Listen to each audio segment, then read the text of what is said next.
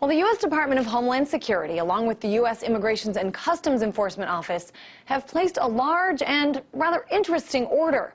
They've ordered 450 million rounds of ammunition to be made and delivered to them over the next 5 years. Now, the company Alliant Tech Systems, or ATK, was awarded the contract to manufacture 40 caliber ammunition high-performance bullets. Apparently, these bullets, quote, provide optimum penetration for terminal performance. This refers to the way the tip of the bullet passes through barriers and expands, all the while holding its jacket in the toughest conditions. All right, so this is interesting because this is not the Pentagon making the order for the military. It's DHS and ICE. And to give you a little perspective here, there are only about 311 million people living in the entire country, so it begs the question, why such a massive order, 450 million bullets? David Seaman is a journalist and host of the DL Show. He's in our Miami studios, and I'm hoping he might be able to give us a little perspective on this. David, why does the DHS need 450 million hollow point bullets? Hi, Christine. Well, the DHS, Department of Homeland Security, just to be clear with your viewers, consists of the TSA, the Transportation Security Administration, and Immigration Services, among other divisions. So, exactly, this is not the U.S. military. This is a domestic law enforcement agency, and the TSA are basically glorified bag screeners and airport screeners. That was their original congressional mandate, was to screen passengers before they get on an airplane. So the question really is, why do they need 450 million rounds of ammunition? And to be fair, some people online who don't want to believe what's going on have said that this is just going to be used for target practice, or also it could be that the government is simply stockpiling ammunition because they don't want to get into a situation where there's an ammo shortage and our law enforcement officers don't have any ammunition. And those are both fair points, but that kind of ammo that they purchased from ATK, hollow point ammunition, as you had explained, it's designed to, tear through human flesh and then expand. It's designed to kill people. This is not the optimal kind of ammo you would buy for target practice. It's more expensive and it's more precise. I think that's a really interesting point to bring up. And I'm wondering, too, I mean, certainly there are a lot of layers here when we talk about the DHS purchasing this. There's not really been sort of a concrete answer as to why. But I'm wondering if there's not, a larger discussion to be had here. I mean, we're seeing gun sales in the U.S. at an all-time high. We've already seen the DHS begin hiring armed security guards to protect federal buildings. Do you think this is a sign that they're preparing for some sort of mass civil unrest? Well, the DHS, the people within it, TSA agents, they are not federal agents, so they're not as well trained, they're not as well vetted.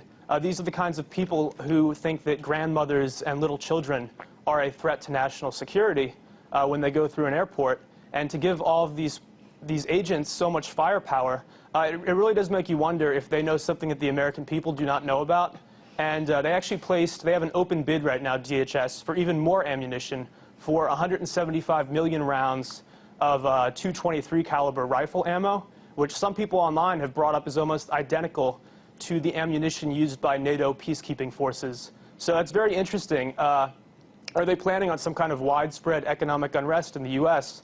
that would require NATO forces to help us out? I really don't know. The one thing I do know is that I don't like to inject my own opinion into these reports all the time, but if the Founding Fathers were alive today, they would be disgusted. We're rapidly militarizing our domestic law enforcement officers, and I think a lot of people are scared. TSA is scary enough. Wait until they all have guns. Well, and you can't speak back when they're groping you at the airport. TSA, I mean, as you say, they are part of the Department of Homeland Security. Certainly, the largest terrorist attack in our memorable history happened due to poor screening at airports, I guess you could say. But it is also Immigration and Customs Enforcement. I mean, have you seen any indications that perhaps there's going to be a larger crackdown along this nation's borders? I mean, could that be part of it?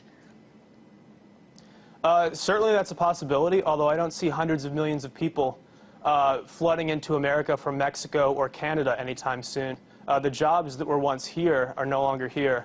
I really don't understand it. I keep trying to put my head around it, and you try out different scenarios. Why do they need this much ammo? And certainly target practice is one option, but even if they're burning through 20 million rounds a month to train their agents, this is still overkill. This is still too much. So best case scenario, this is sort of a waste of taxpayers' money. And worst case scenario is, as you said, they're planning for economic unrest or violent protests or something that requires hollow point ammunition on a wide scale. And some of the largest protests that we've seen certainly just happened in the last 6 months or so, the Occupy Wall Street protests. And, you know, like you, David, I was kind of reading up on this, and there are a lot of theories as well that there's sort of a connection between DHS and the police forces in this country, particularly in the Occupy Wall Street crackdown. I know DHS agents, it's been confirmed, have been involved in various ways in many of the Occupy movements around the country.